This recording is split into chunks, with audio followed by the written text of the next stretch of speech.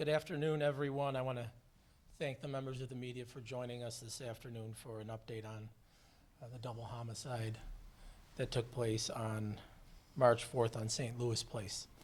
Joining me this afternoon is Buffalo Police Commissioner Alfonso Wright, Deputy Police Commissioner Patrick Overdorf, District Attorney, Erie County District Attorney Michael Kane, Buffalo Police Department Chief of Detectives Craig Macy, and Fillmore District Council Member Mitch Nowakowski. I want to thank them for their collaboration among these parties. All this collaboration in this case has been critical in assuring that justice will be served. We are here to announce that a formal arrest has been made in the double homicide of Mickey Harmon and Jordan Coletto that took place on Tuesday, March 4th, 2025 on St. Louis Place. As we mentioned at our update the other day, a couple days ago, there was a person of interest in this homicide being held at Erie County Medical Center under Buffalo Police supervision.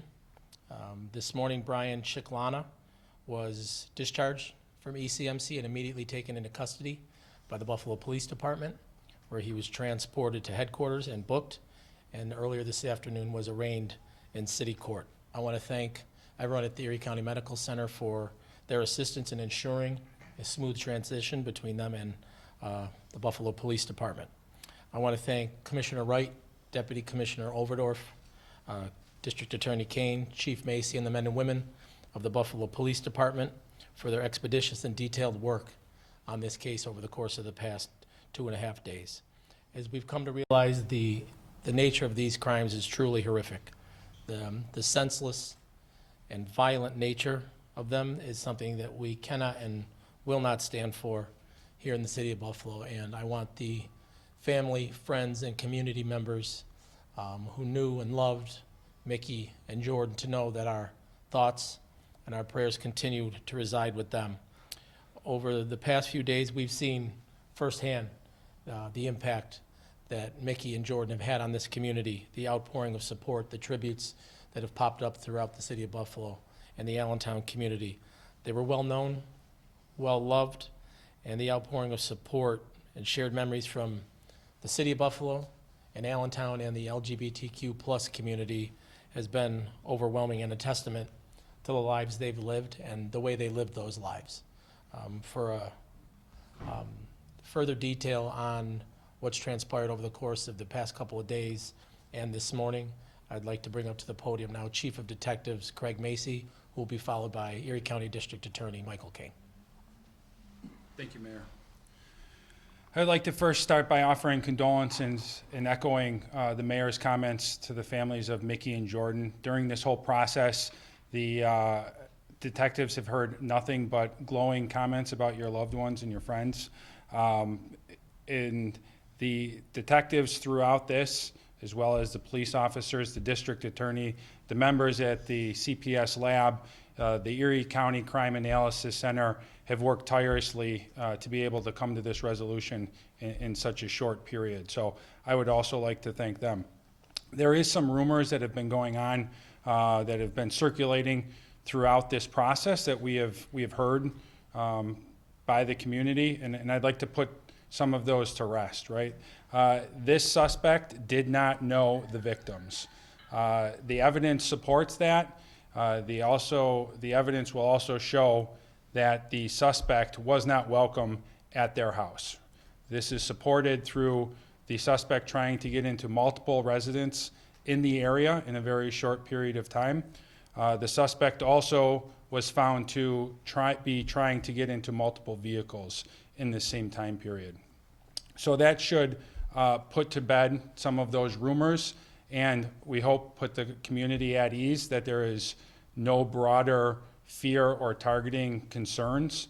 The evidence was ultimately gathered, and it's still being gathered as we speak, and we were able to make an arrest in conjunction with the district attorney's office. Those charges the district attorney will expand on right now. Thank you.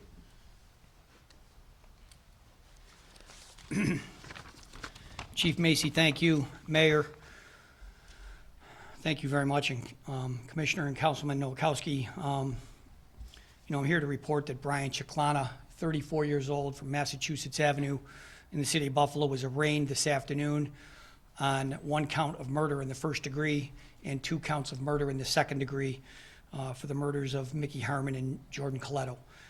The allegations are that on Tuesday morning, March 4th, the defendant unlawfully entered into the victim's home on St. Louis Place through a basement window.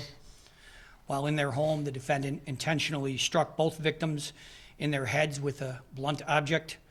The defendant killed both victims, 40-year-old Mickey Harmon and 30-year-old Jordan Coletto.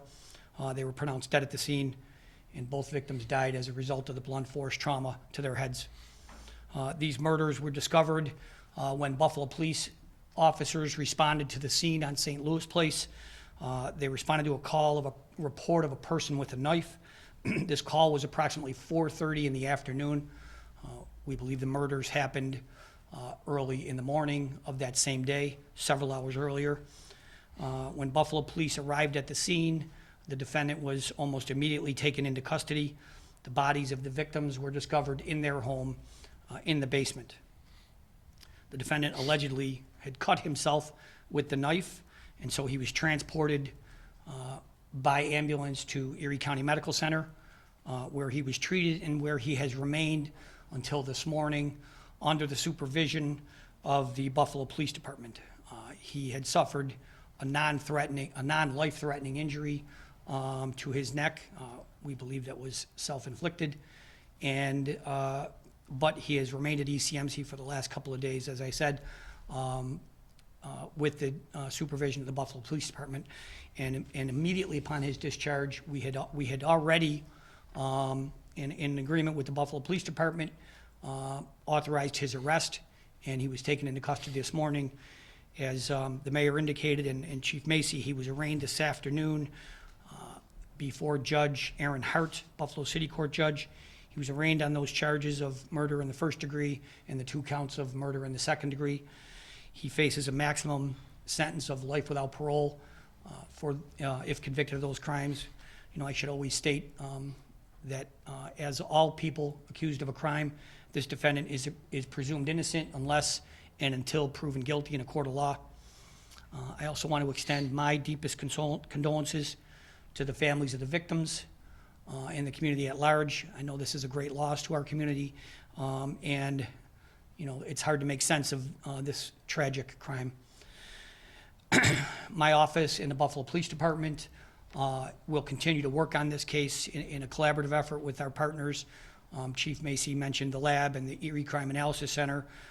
There's a lot of evidence here in this case that is going to be analyzed and continue to be analyzed over the next several weeks as we prepare this case for further prosecution.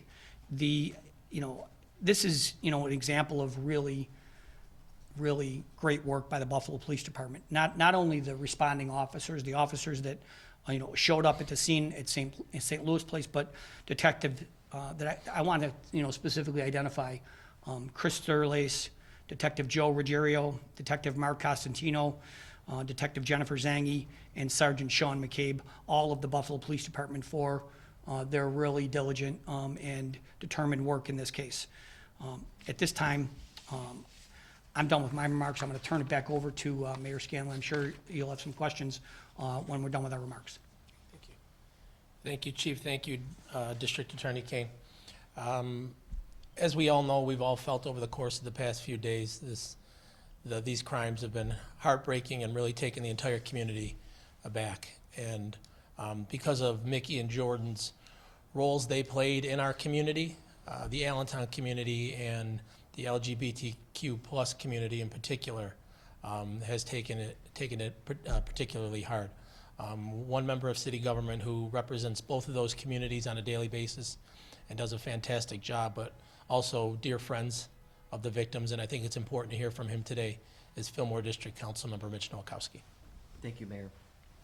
And I want to reiterate my thanks for the investigation with multiple agencies that made this swift, and that is what's going to keep people at ease, is the quick apprehension and charge of this individual.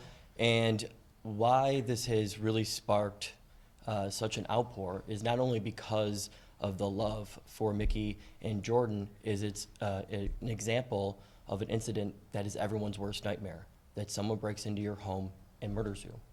And that is what people are really reeling with, because it's everyone's really worst trauma and fear. I want to thank everyone who has put time and diligence in this and making this really expeditious, because I could speak for the community in the sense that everybody wants to see justice for Mickey and Jordan. Thank you.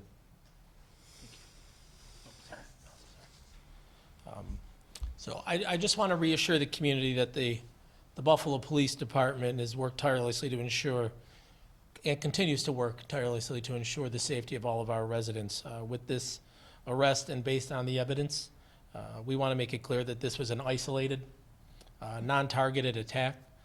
It was not rooted in a hate crime or anything like that. The Buffalo Police Department will, however, remain vigilant and will continue to work this case and pay attention to any leads or any other evidence that does come their way. While the arrest is a critical step forward in the investigation, we know that the healing for this community will take some time. And as mayor of the city of Buffalo, I just want the victims' families, their friends, and the entire community to know that I am here, the city of Buffalo is here, and your neighbors are here should you need anything. With that, I will open it up to any questions. Can you expand a little bit on the gentleman who was arrested? He was in the neighborhood prior to this and was trying to break into other residences and vehicles. How long was this going on? Yes, early indications that we have evidence putting him in the neighborhood for about 45 minutes prior to him getting in. Now, I'm not saying that further investigation won't put him there a little bit longer, but that's what we can comfortably say at this point. Just to clarify, he was just trying to get into random either apartments, houses, buildings, whatever? That's what the indications show right now, or the evidence shows right now.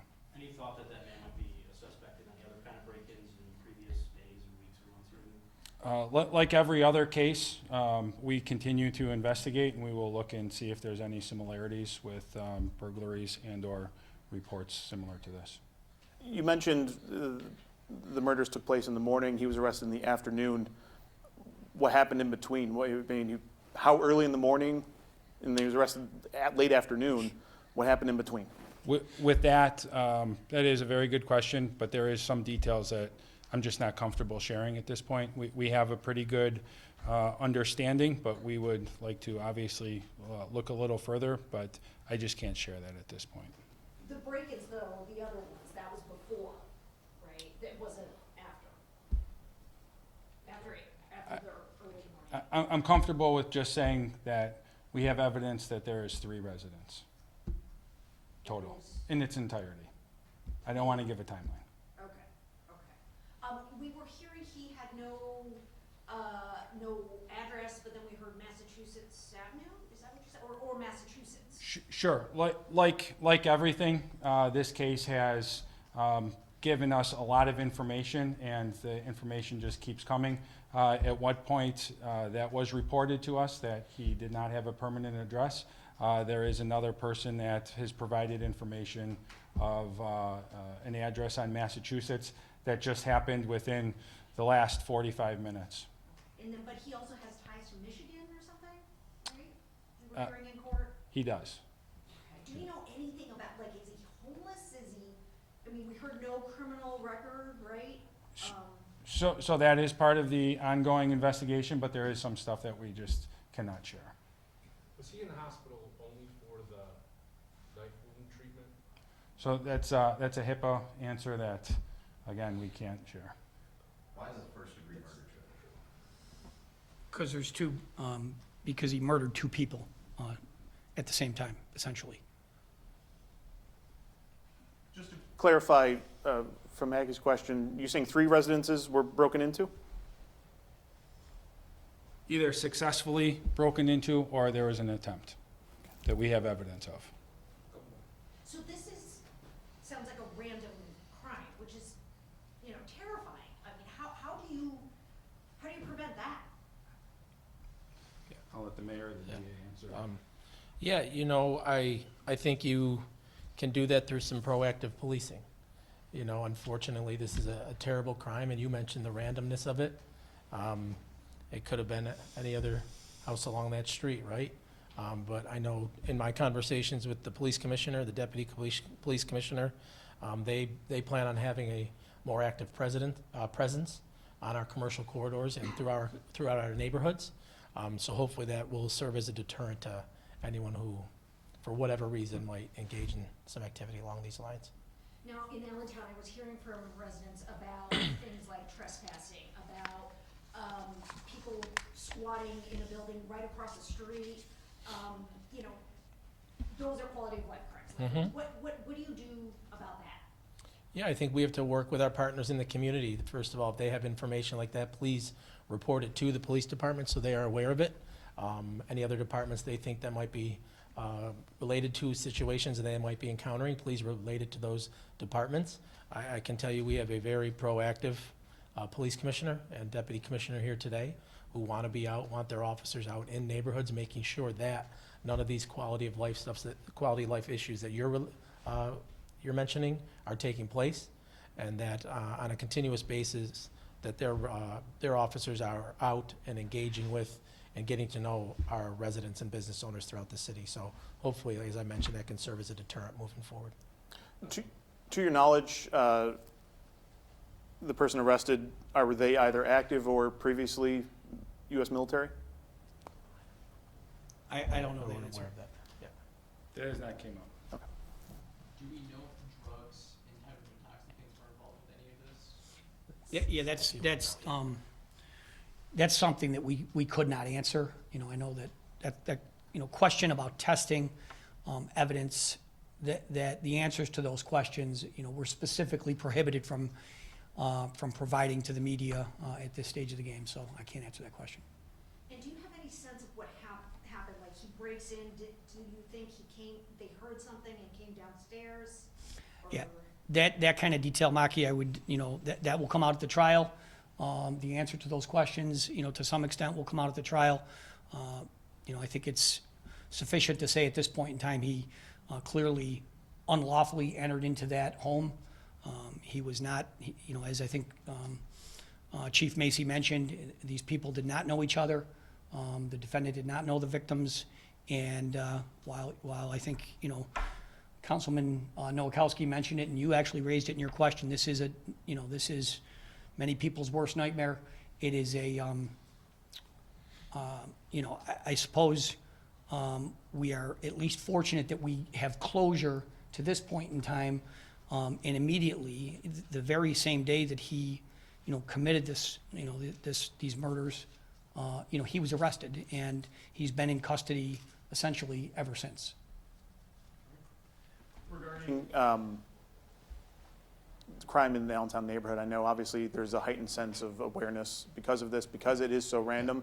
Is there a plan in place to either increase any foot patrols in the area, patrols throughout Allentown, or the other districts throughout the city because of the awareness of this incident? Yeah, well, I can tell you that prior to this unfortunate and terrible incident, those conversations were well underway to make sure that our officers were more active and more visible in our commercial corridors and different neighborhoods throughout the city. So that's underway, and the new commissioner and the deputy commissioner are working on that along with the people they have to work that through. And I want to say to Maki, to your question earlier, I know it can be frustrating when we can't give answers. And I know there are people at home that want answers, that are scared when they hear about things like this. They want answers right away, but one thing I don't want, I'm fairly certain, I don't want to speak for him, I'm fairly certain the district attorney does not want and the chief does not want, is us to say anything that jeopardizes anything with this case. So I know it can be frustrating and people do want answers, but just ask him to please be patient as this situation plays out in court. Can you say what he used to bludgeon the victims? Other than describing it as a blunt force object, I wouldn't want to go any further than that. Is there any portion of the body cam video from the police response that can be released? I know obviously with a trial eventually happening that Yeah, I mean, you're limited. we would, you know, similar to what the mayor just said, you know, we want to preserve the integrity of the evidence, and the extent to which it's disclosed to the public could affect the, you know, the prosecution of this case. In addition to, there would obviously be an argument that it would prejudice the defendant even further. So, you know, that's one of the reasons we we limit the amount of information that we can share with the public. And just to clarify, when police arrived, was he still inside or had he come outside? Yes, he was inside. Inside, and he had the knife. He was inside the house. I don't want to say exactly what he was doing. Thanks, everybody. Thank you, everyone. Thank you.